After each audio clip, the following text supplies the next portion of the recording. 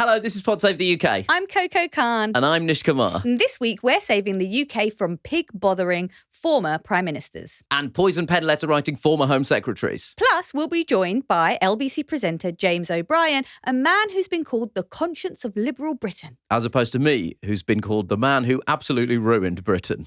No regrets.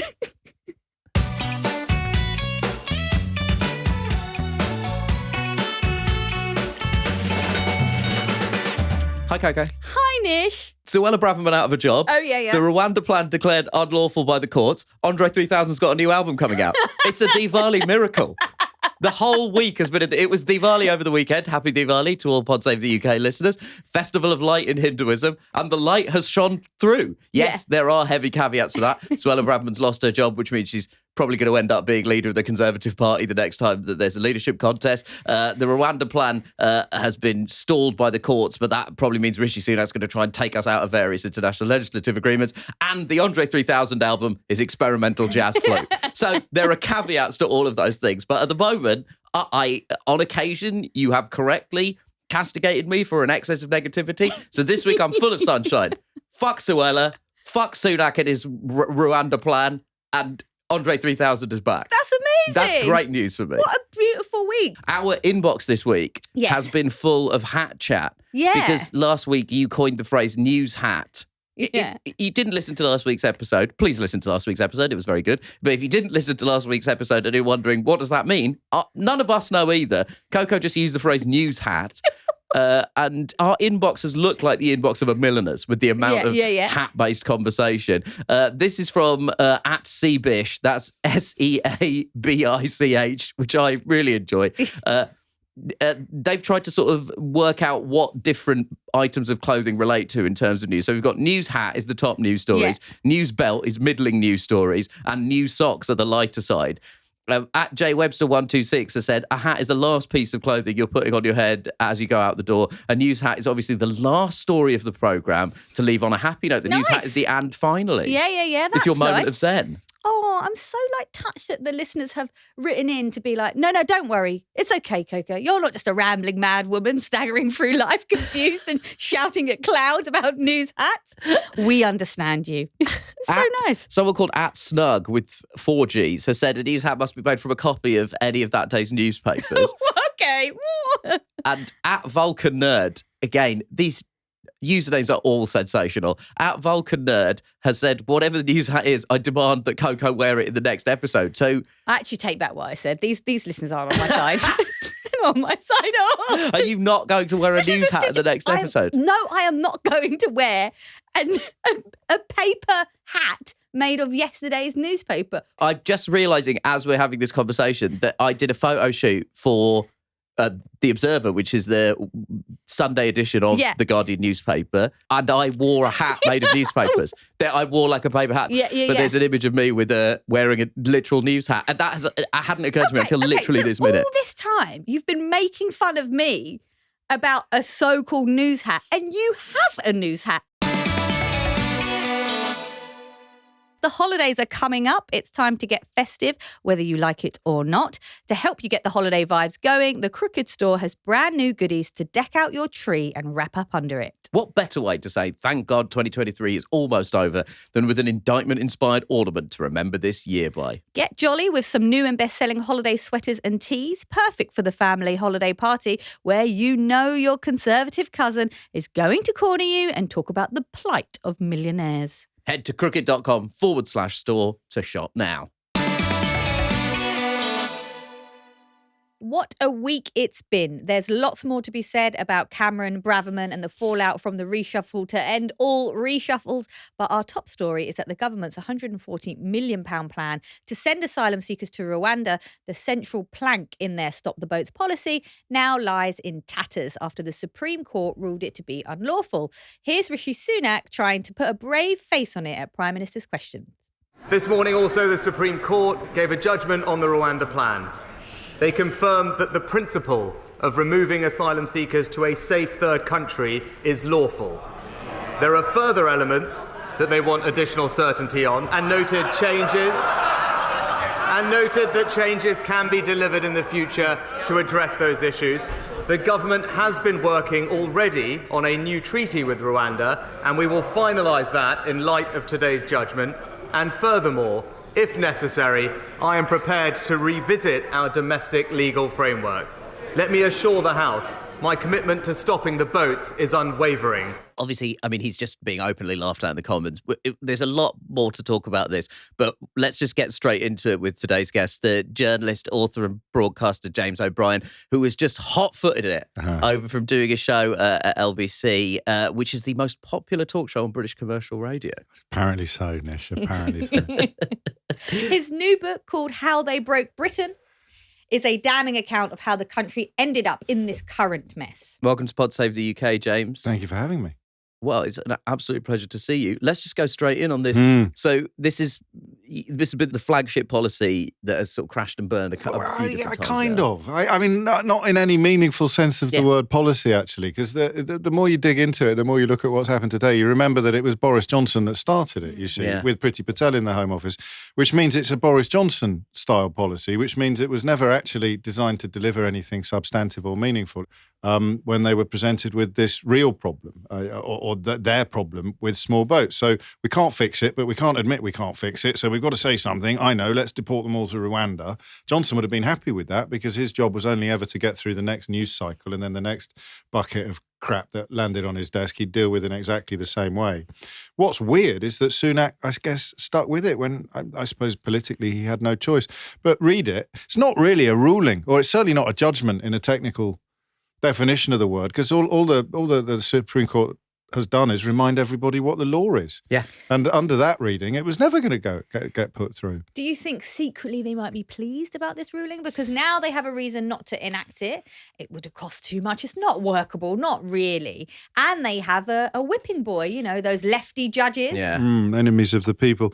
I think if it hadn't gone so far, they might have derive some solace from that. But it made it categorically clear that even if we'd somehow extricated ourselves from the European Convention on Human Rights, we would still be breaking all sorts of international law by trying to send people to a country adjudged to be unsafe. So there's 50-odd of them, Tory MPs and a couple of Ulster Unionists, who've already, the mandate was introduced earlier this year, they've already said, well, let's get rid of all the laws. Let's get rid of the torture one. Let's get rid of the United Nations Convention on Torture. Let's get rid of the United Nations Convention on Refugees. And these are the things that were put in place in the 1950s to prevent another Holocaust. And I saw Ian Duncan Smith and certainly some other Tories in characteristically smug and arrogant fashion insisting that the policy was something quite different from what it actually was. So a lot of people who supported it believed, for example, that an asylum seeker would go to Rwanda, have their application processed there according to British law, and then if successful, come back and live here as someone who had been granted asylum.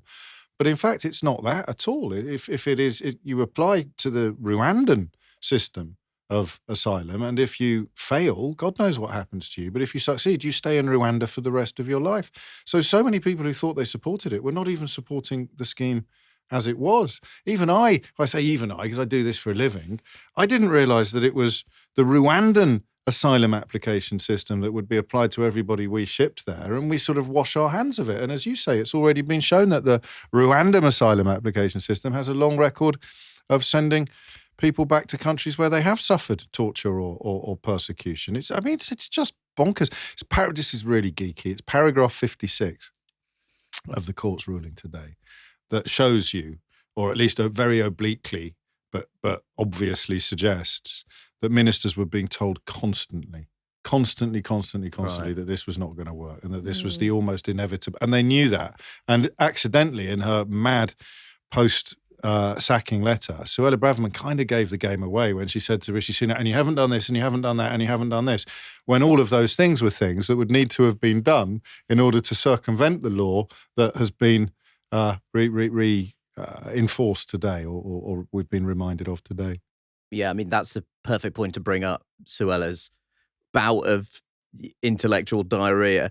I mean, it's promised a lot of, bits of information. It's suggested that It's hinted that she has some evidence that Sunak has gone back on promises that he's made. But was it possible to read that letter as anything other than the starting gun for her campaign to be the next leader of the Tory party? Well, I mean, you could read it, I suppose, as the finishing line for any vestiges of credibility that she possessed. It was a sort of screeching, hateful, vitriolic rallying cry, wasn't it, for the maddest members, the lunatic fringe of the lunatic fringe of the lunatic fringe of the Tory party. And as such, it was probably quite effective. But the question for some time now, for a couple of parliaments, has been how big is that lunatic fringe of the lunatic fringe of the lunatic fringe? And I don't think it gets close to triple figures. So I'm not quite sure what she's doing. She's only 5th on the approval ratings of the Conservative Party membership. So she's not doing a Truss or a Badenoch and wooing the party faithful with a sort of combination of delusion and dishonesty. So that's not working. She's alienated the population, 70% of whom thought Rishi Sunak did the right thing by sacking her. It's arguably, and you need to check this, it might be the most popular thing Rishi Sunak has ever done. That's exactly what I was going to say. I was like, I thought this actually might play really well. Although having seen him just then in PMQs, where he kind of said, actually, I stand by everything. Yeah. And not far off, What he said there was, she didn't dump me, it was mutual. Here's the thing. I just wonder if I'm just really burned by the last nearly decade and a half, where the hard right of the Tory party, and in fact, the hard right of British politics, full stop, wants something to happen. Everybody says it's definitely not going to happen, and then it happens. And it starts with hacking the state to the bone through an austerity programme that we're still counting the cost of. Brexit, the prime ministership of Boris Johnson. These are all things that start on the hard right of British politics or the hard right of the Conservative Party and then end up happening. So again, I now assume that Rishi Sunak is going to try and circumvent international law, and then Suella Braverman's going to be prime minister. And then, as such, am I guilty of overstating the power that this right-wing fringe still has? No, I mean, not least because, of course, they have the full-throated support of most of the newspapers still. And that is why the momentum you describe can build despite the fact that there's a lack initially of popular support. So let's get onto your book then, James, How They Broke Britain. So it has a chapter on 10 individuals that you've singled out as being responsible for breaking Britain. I mean, just in this conversation here, we've spoken about a lot of very bad people. Yes, we have. How did you whittle it down? It was really easy. It was really easy. I wasn't sure it would be. Initially, it was going to be called The Men Who Broke Britain, but then Liz Truss happened. Yeah. So I had to give her a chapter, albeit it's a very short chapter, for obvious reasons. I identify 3 engines, and we've touched on 2 of them already. You've got the mad far-right element of the Tory party, which isn't really an element anymore. They're in charge, have been since they got rid of Theresa May, really. And then you've got the right-wing newspapers. So you've got Murdoch's empire, you've got Paul Dacre's Daily Mail empire, and then you've got the Telegraph, which is the maddest of them all, actually. They're the ones that run comment pieces saying things like Kwasi Kwarteng's budget is the finest budget of my lifetime, with no consequences. You don't get punished a week later when the economy has been driven off a cliff. And then the third element of it, which I think is possibly the least understood or the least obvious, is this coterie, a very incestuous network of lobby groups, secretly funded lobby groups, essentially operating shilling for big business, whether it's tobacco or banking or junk food manufacturers, just wealth, really, wealth. And they call themselves think tanks. And they, of course, pop up all over the place with fancy names that are completely made up, like Institute of Economic Affairs or Centre for Policy Studies. And they've got no more qualification to talk about any of this stuff than the average school leaver has in most cases. Yeah. And yet they've managed to infiltrate every single lever of the British media, putting forward precisely the same bogus free market ideology that what used to be the lunatic fringe of the Tory party promote. I hadn't expected to discuss this with you at all, given his return to prominence. No. But let's start with David Cameron. Yeah. I don't think any of us expected to be here discussing David Cameron, Foreign Secretary. On Monday, Coco and I did a kind of bonus podcast, although bonus normally means something good has happened. Yeah, I know. We did a reverse bonus episode to cover the return of Cameron. Just because I can't think there's a clip that summarises David Cameron's political career better, let's just remind ourselves what the actor and modern philosopher Danny Dyer said of David Cameron after he quit after the Brexit referendum. So what's happened to that twat David Cameron who called it on? Let's be fair. I think you're referring to our former Prime Minister. Yeah, but how comes he can scuttle off? He called all this on. Yeah. Yeah. He has no regrets. Where is he? He's in Europe, in Nice, with his trotters up. Yeah. Where is the geezer? I think he should be held accountable for it. I think that's in court. He should be held accountable for it. It's a valid point. A lot of people do feel that It's the second It's twat. the second twat. It's the second twat. It's a double twatting. That's perfect. Each of the chapters starts with a quote. It's a very erudite quote. Yeah, going to be illustrative of the content of the chapter, and you picked the Danny Dyer quote. No contest. But so he said that in 2018, and at the time, I didn't think it was possible that there'd be a better epitaph for his political career. What do you make of the comeback of David Cameron? It's hard to see what's in it for Rishi Sunak. Yeah. I presume some sort of hope that there'll be a political osmosis. Cameron won 1.5 elections, one with an outright majority and one which saw him go into coalition. There is, again, largely because our print media is so bent, there is a perception that he was good at stuff, although I think that one Labour MP today asked Sunak to mention a foreign policy triumph that David Cameron had delivered, and they couldn't because He said he organised a very good G8 summit. That was it. That was incredible. The extent of his Isn't that incredible? Foreign Office it's lovely. achievement. I'd say we had some lovely canapes. It was the best. It was the best sandwiches. That G8. Seriously, you shouldn't have missed that G8.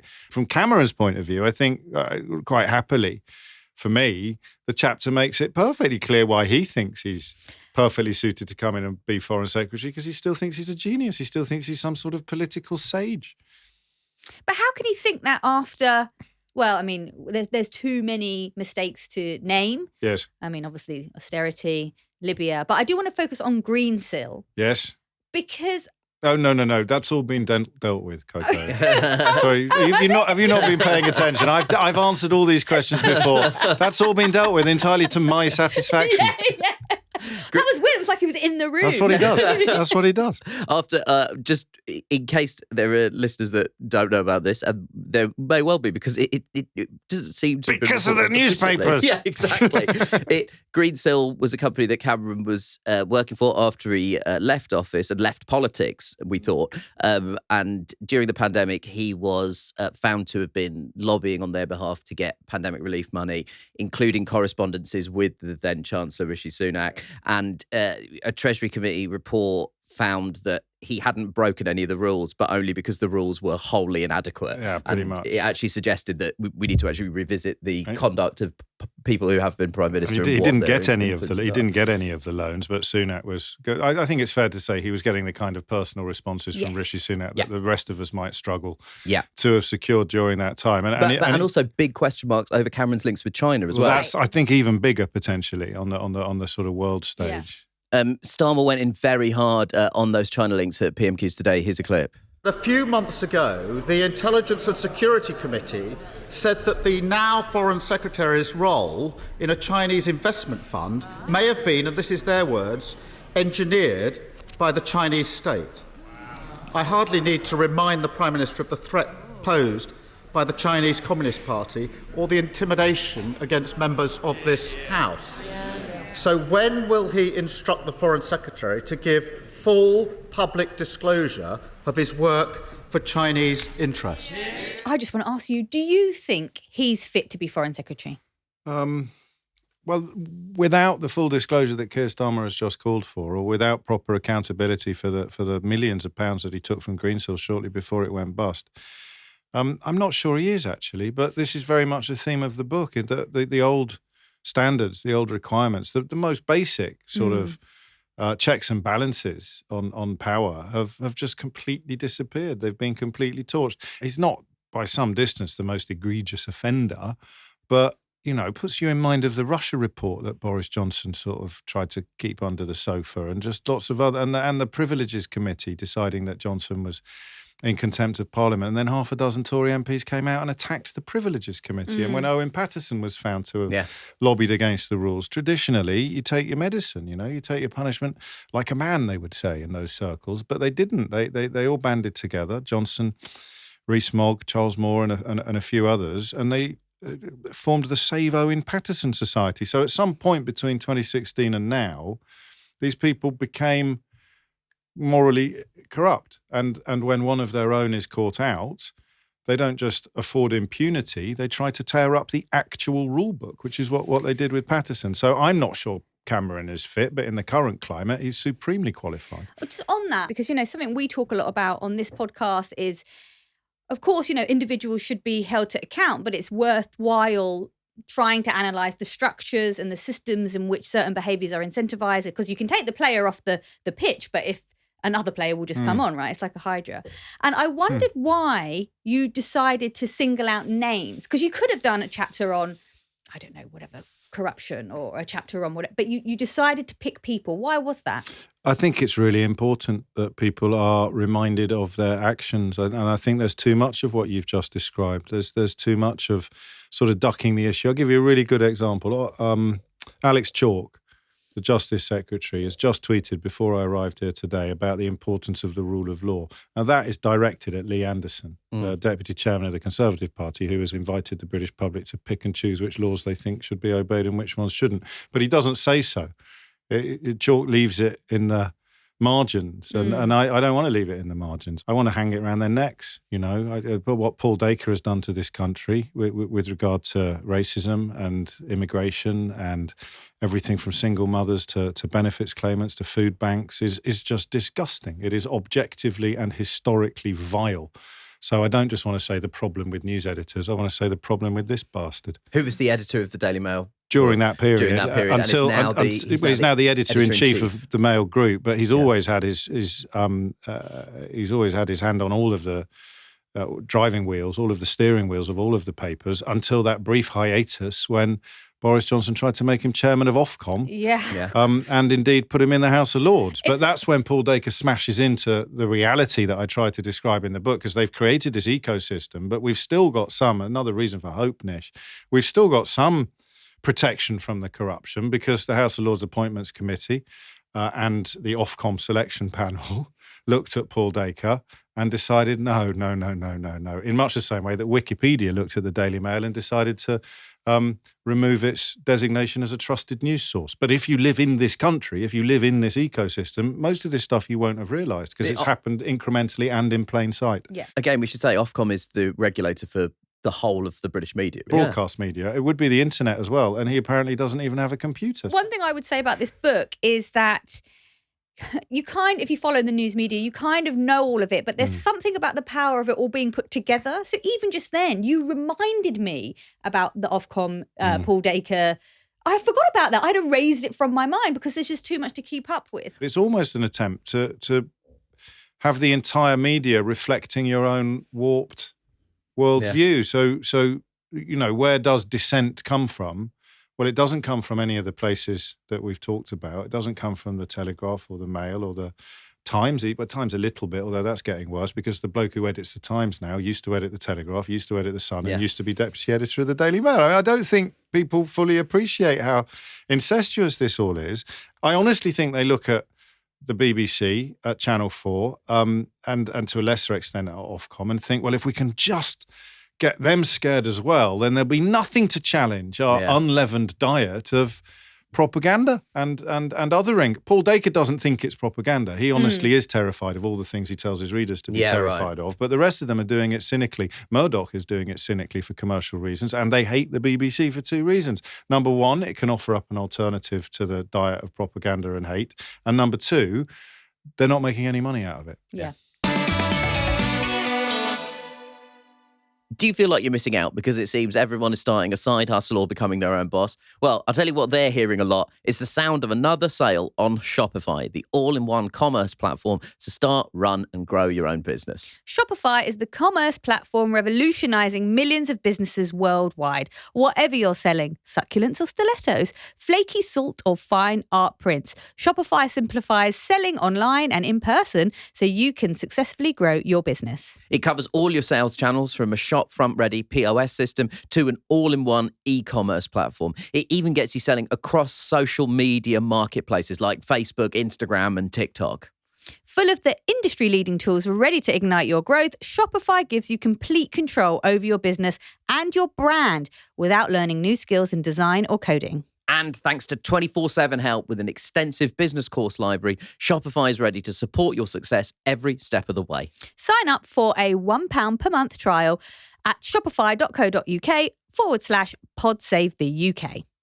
That's shopify.co.uk/podsavethuk to take your business to the next level today. Shopify.co.uk/podsavethuk.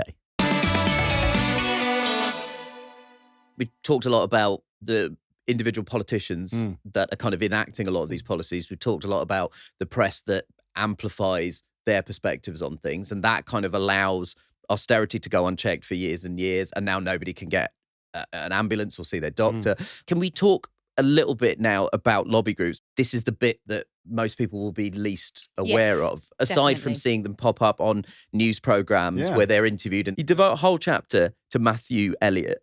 So you briefly kind of summarised his career as being think tank, vote leave. He's my totem, if you like, for the much broader problem, the much broader malaise, because probably the Institute of Economic Affairs is the best example of how awful this world is. But because he set up Vote Leave and because Cummings gets a chapter, I thought there was a sort of narrative symmetry to giving him the nod.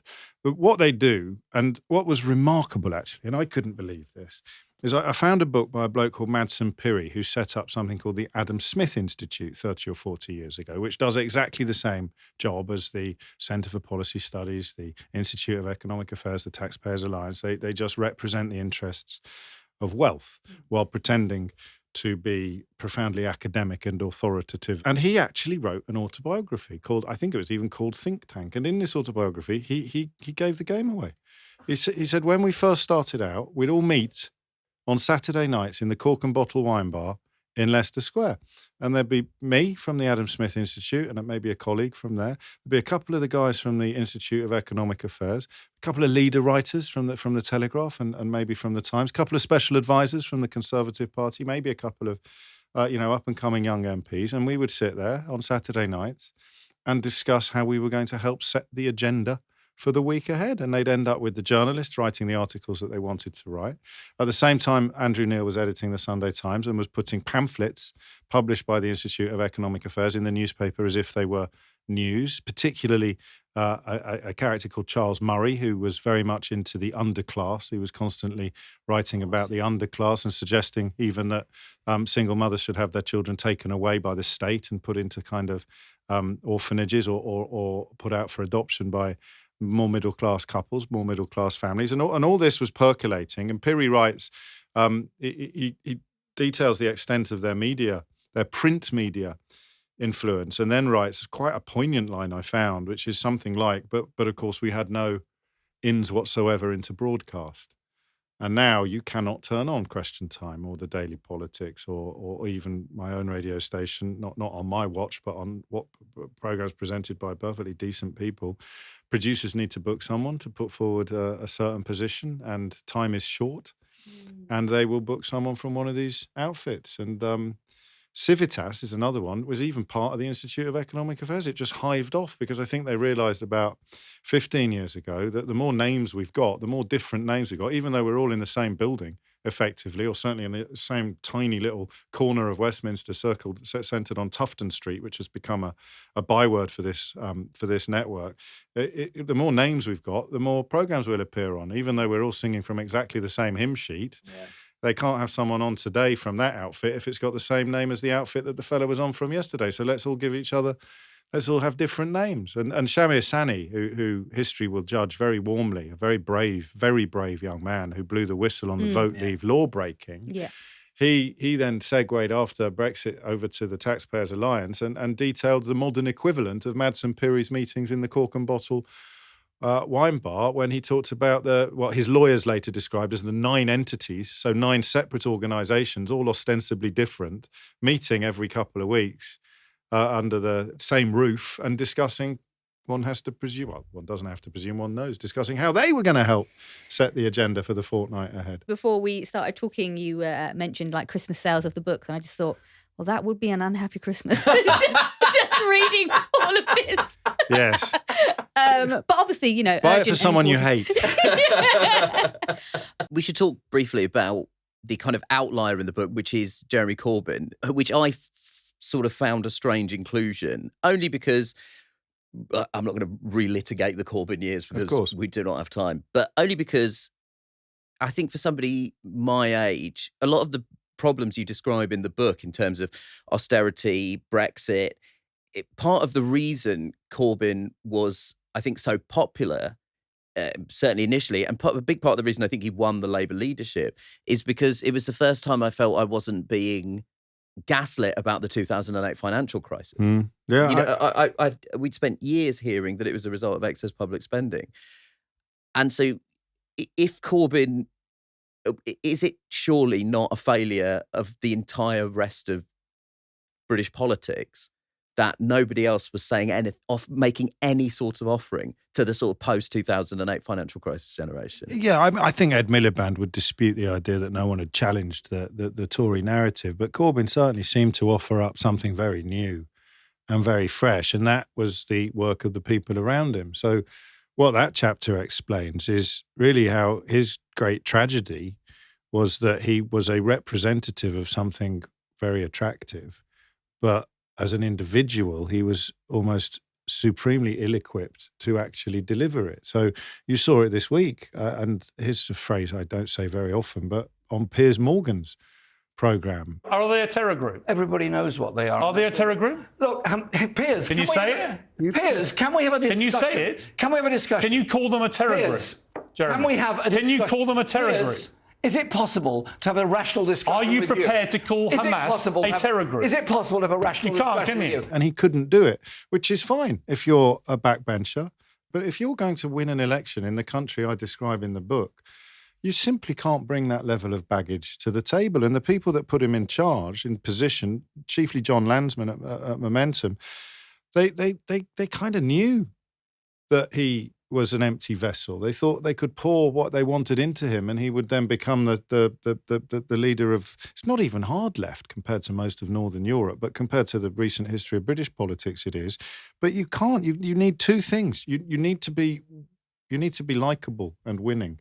And all of the people that really like Corbyn are the people that never saw him being interviewed by Krishnan and Guru Murphy quite early on in Channel 4 News, or haven't seen what happened on Morgan's show the other night. He was always petulant, thin-skinned, petulant, arrogant, and not very bright. So it doesn't matter how beautiful the policy offer is. By the time you come to the 2019 election, and somebody somewhere had to try to stand against the unconscionable, Boris Johnson, we as a country ended up with the unelectable, Jeremy Corbyn. And that is part of the national tragedy. After the 2017 result, he started believing his own hype. He drank the Kool-Aid of his own sort of cultish support, which was a shame. But I defy anyone not to have their head turned by that. But the 2017 result was all about Brexit. That was people thinking, this is our last chance to possibly press pause, maybe to measure twice, cut once, possibly even to have another referendum. And obviously by 2019, everyone had realised that ship had sailed. And part of the reason why it sailed is because Corbyn never really campaigned for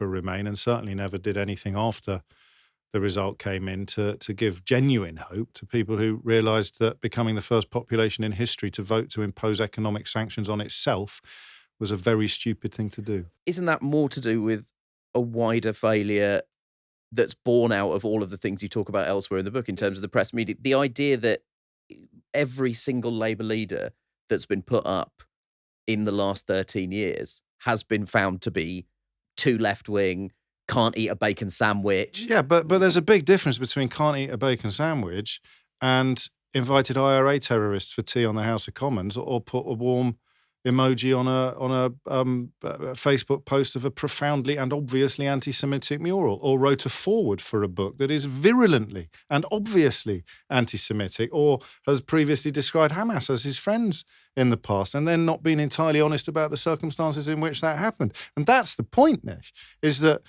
in order to resist the kind of environment that would describe Ed Miliband's dead father as the man who hated Britain, the last thing you can be is petulant and resentful. You've either got to be incredibly emollient, soothing, ignoring it, letting it all wash over you, or you've got to be incredibly effective at pushing back against it. To sit there surrounding yourself only with people who agree with you and avoiding proper scrutiny and interview with people who are just going to be objective in their inquiries. Watch the interview with Krishnan. I mean, you know, that's Channel 4 News. That's supposed to be a bastion of leftism, and he can't keep a lid on his temper even there. I wanted to ask you, you have to argue with people all the time. No, I don't. but genuinely, like, I feel stressed when I listen to your show. Do you meditate? Like, what is this secret that you have? I'm very zen these days. I didn't used to be. I had a ton of therapy about 5 or 6 years ago for a bunch of reasons that I wrote about in the book before this one, actually. Yeah. But it's not quite like it was. People who watch the clips think I'm still butting heads with everybody. But in fact, there's not a lot to butt heads about anymore. If you think about the 3 key issues, which I kind of cut my teeth on, it would be Brexit, Boris Johnson and Donald Trump. And I think it's fair to say that I've been fairly well vindicated by events on the fact that all 3 of those were very, very bad ideas. So I don't get the calls I used to get in that sense. But when it comes to having a a frank exchange of views, I just love it. I'll ask you a question until we get to the heart of the issue, and then if you can't answer that question, I'll relish the silence on the other end of the phone line.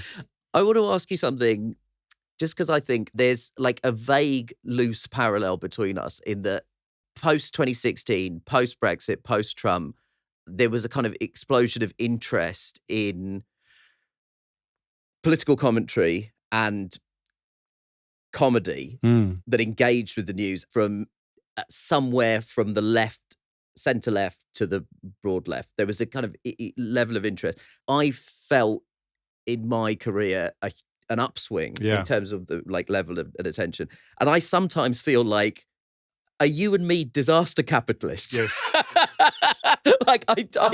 Do you ever, of course do you ever get that feeling sometimes? Yeah, of course. It's good for business, bad for the soul. is how I describe it. But I'll tell you, I mean, and you'll be the same, you know this, is we're not faking it.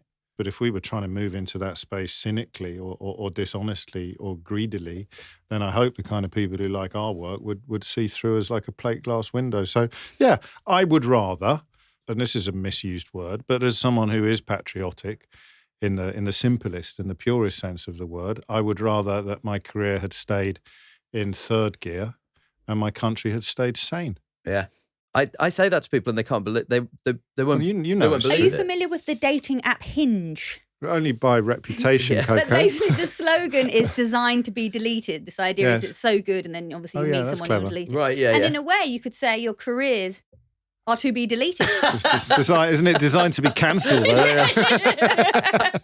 Destined. No, I'd happily endure a downturn in my fortunes if it was an upturn for the country, for democracy. So look, before we get into heroes and villains, as if to sort of illustrate the point about the speed of things, Rishi Sunak has just given a press conference where he said that he will pass an emergency law saying that Rwanda is a safe country and therefore will not let the European Court of Human Rights block deportation flights. He said that he doesn't agree with the Supreme Court decision, but he accepts it and respects it. Then he says the rule of law is fundamental in this country, but he says he's going to introduce emergency legislation which will assert that Rwanda is safe. Now, The Guardian has made the connection that this is a suggestion that was floated in a Daily Mail column. So again, your book is coming true. Like, I mean, your book has been clearly illustrated by this because Johnson back in June used his Daily Mail column. Editor-in-chief of the Daily Mail Group is, of course, Paul Dacre, to say that the way to end the legal blockade in Rwanda would be to designate it as a safe country. I honestly don't understand. I don't understand how he can do that. Well, my immediate reaction is they're saying, I believe this, but I don't. And I believe that, but I don't. But I do, and I don't, and I do, but I don't, but I do. I think, and this is off the top of my head, so forgive me if I get it all horribly wrong, you can change the British law in order to designate Rwanda a safe country, but you'll still be an obvious breach of. So there's two problems with that. You'll still be an obvious breach of international law. So you're essentially stepping out of the network of obligations and laws that protects civilization. And I'm pretty certain that they'd have to get it through the House of Lords. So good luck with that. even though they've got David Cameron, I suppose, they've added to the benches this week. I can't see David Cameron being comfortable with any attempt to... You can't say, and this is very Johnson-ish, you can't say we respect the rule of law while simultaneously subverting it.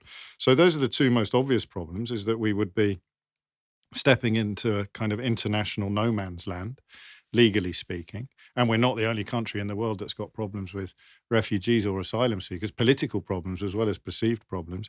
And the second bit is they'd have to get it through the House of Lords. And they wouldn't. They couldn't. But Sunak is also so venal and spineless. You've got a prime minister who essentially is, because he has no mandate, is essentially completely being puppet mastered by the fringes of his party, essentially. Well, it's always a possibility. I thought earlier this week, that he might be just cutting his losses and deciding to go into the next general election, at least being true to whatever his principles are. Yeah.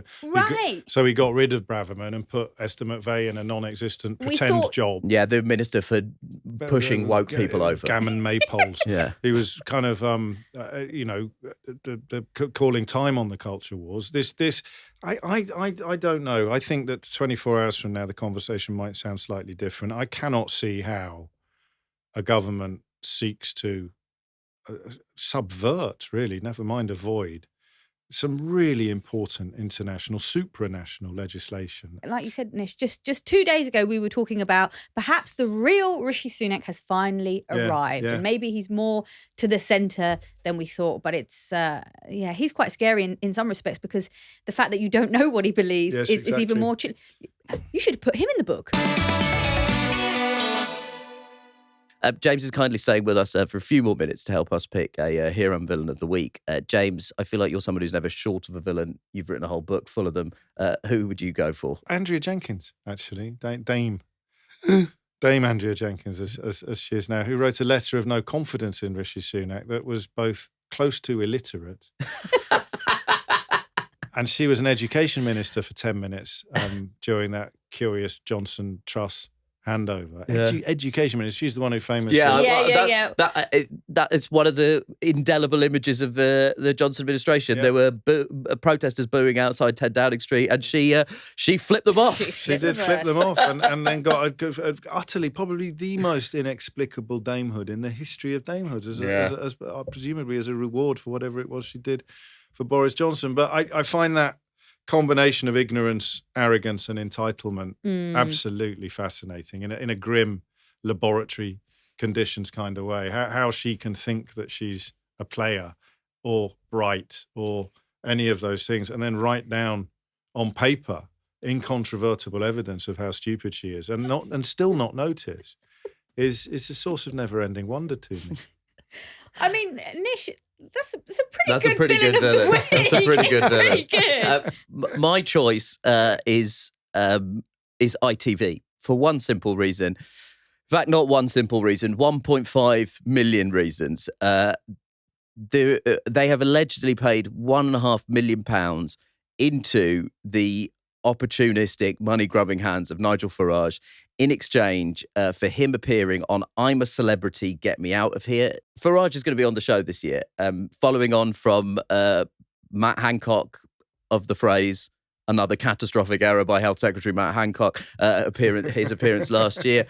But it's let's just listen to a bit of Farage. People ask me, why are you going into the jungle? Well, it's very simple. Number one, big new audience to talk to. Number two, a proper test.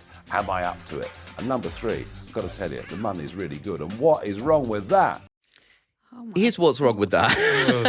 It's a long list of reasons. The reason I'm picking ITV and not Farage is because, once again, this is an example of enabling and effectively, for want of a better term, fun-washing a deeply, deeply unpleasant, vile man who's propagated some of the most hard-right conspiracy theories. And, I mean, for better or worse, absolutely for worse, Nigel Farage ultimately is the most significant and influential politician of the last 15 years in British politics, maybe this century in British politics, because he has essentially called the tune that the Conservative Party has danced to because of their fear of him on the right flank. And now the man who stood in front of a Breaking Point poster, which was eerily reminiscent of 1930s Nazi propaganda, is now going in to a fun reality show where he gets to eat bugs and present himself as being a relaxed, fun guy.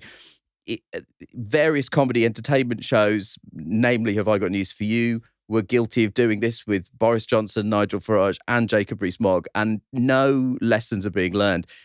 James, Nigel Farage obviously is one of the chapters in the book. I've just realised we hadn't mentioned that one, hadn't we? That's amazing. That's astonishing. It's always just like we've sort of moved towards this dreadful, shit-covered pinnacle of... What? How do you feel hearing that he's going into the jungle? I try not to feel anything, actually. Yeah. But I do think it might prove to be significant. You know, people like him because they don't know the stuff about collaborating with Alex Jones long after Alex Jones called the Sandy Hook parents actors and frauds, and they don't know about the stuff he said about the Jewish lobby in America or his associations in the past with some profoundly far-right people. They probably do know about his hero worship of Enoch Powell. So it's grim. I think you're right to pick ITV instead of picking him. I hope that it is part of his slightly unexpected journey into light entertainment, because awful though that would be, it would be better in many ways than a return to politics. But, I mean, you know, you said with your book you want them to wear their crimes, so to speak. Yeah, I mean, I'd much rather he got, I don't know, strung up from a palm tree.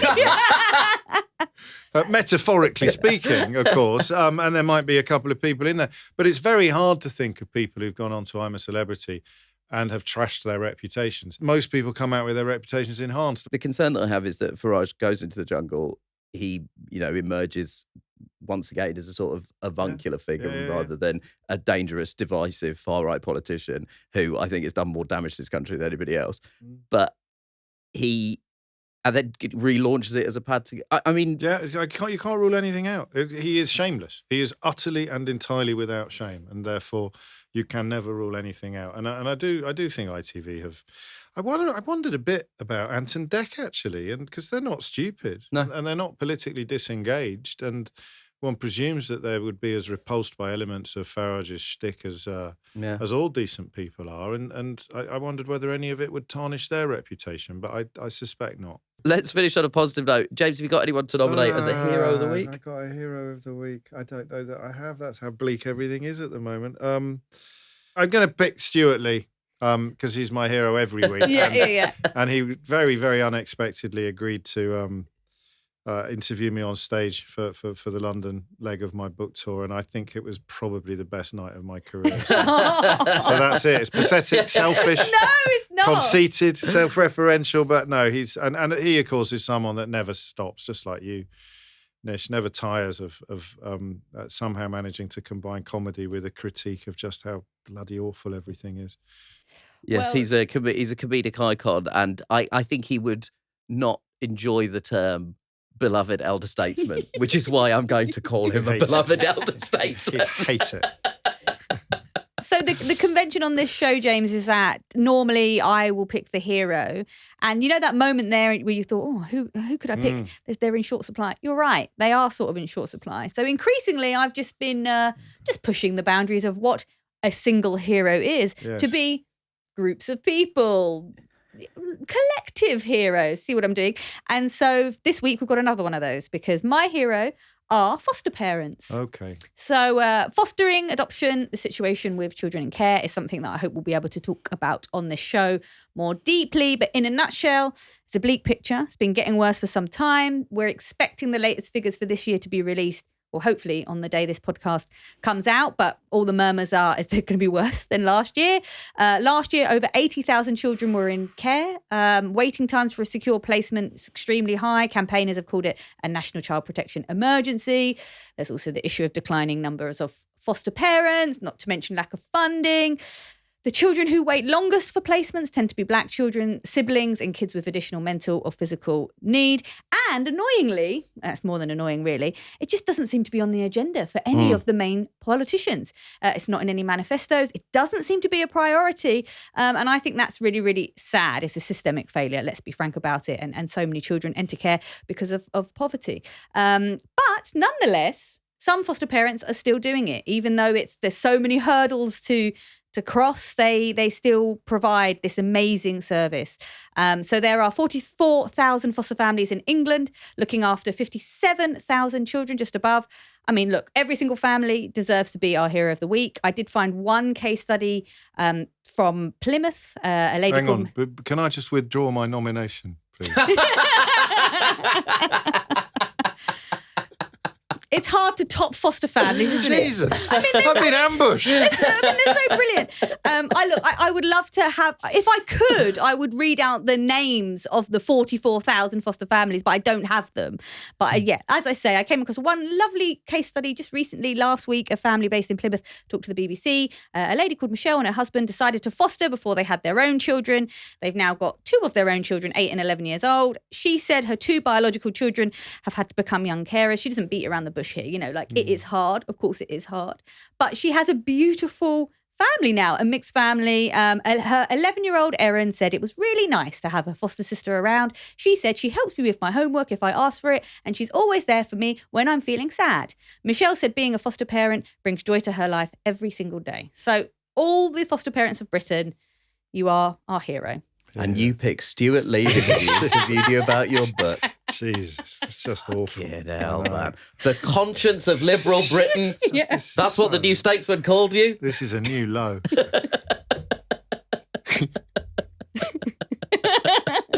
That was very, very lovely. That's all we got time for this week. Before we go, massive thank you to James O'Brien, our guest, for joining us. Yes, thank you so much. Giving us so generously of your time. Thank you. And just a reminder, his new book, How They Broke Britain, is out now. Am I right now? Oh, yes. In all good bookshops. And mediocre ones.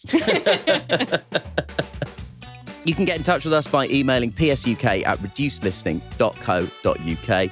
We love hearing your voices, so do send us a voice note on WhatsApp. Our number is 07514 644 572. Internationally, that's +44 7514 644 572. We'd love to get your thoughts on what we've discussed on this episode, or you can send in a question about British politics, or just suggest something you'd like us to cover. Pod Save the UK is a reduced listening production for Crooked Media. Thanks to senior producer Musty Aziz and digital producer Alex Bishop, with additional production support from Annie Keats-Thorpe.